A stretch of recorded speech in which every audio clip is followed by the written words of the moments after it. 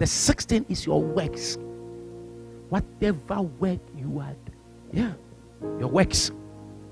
According to Ecclesiastes chapter 12, verse 14, he said, for we will all appear, for God shall bring every work into judgment, and every secret thing, whether good or bad.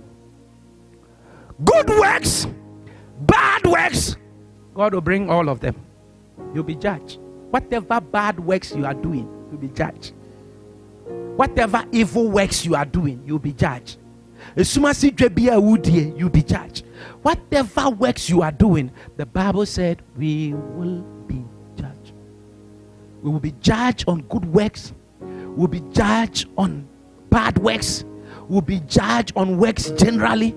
But let me zero in. You will be judged more importantly on the works you did for Jesus.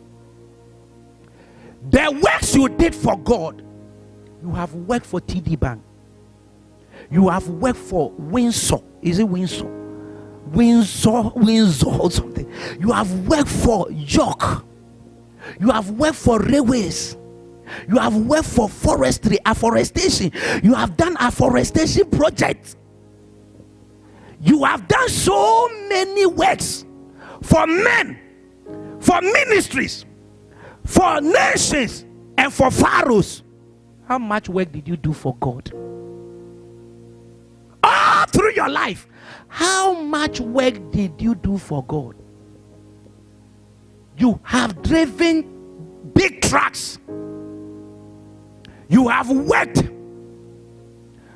for plowers. You have plowed snow. How much work did you do for God? The one who gave you life. You have worked for everybody. How much did you work for God? In the church, what have you done? And when even coming for just Bible study is difficult for you.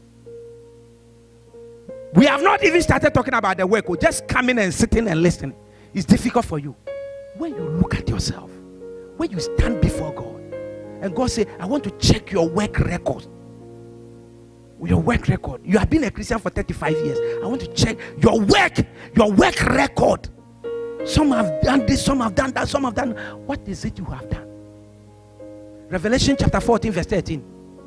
It said, blessed are the dead that die in Christ henceforth.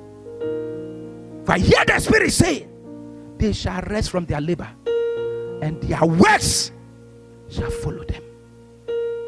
If you are living here now, what work will follow you? What is it you have done? The only work you have done is you just bath and come and sit down. What work have you done? Back home you didn't do anything. Here you have not done anything. All that you are doing is working for yourself. And nobody hates you working for yourself.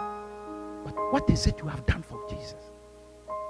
When Hezekiah, is it Hezekiah also? When they said he was going to die, he turned to the wall and said, Lord, remember my works. He pointed out, I've done this, I've done that, I've done that. When we stand before God, some of you ask me, I don't want to get involved. You don't want to get involved. You are involved in MPP. You are sending money from here. When it comes to God, the one you will stand before, who will judge you finally, you don't want to get involved in anything that has to do with him. You are just okay. You just come and sit and go.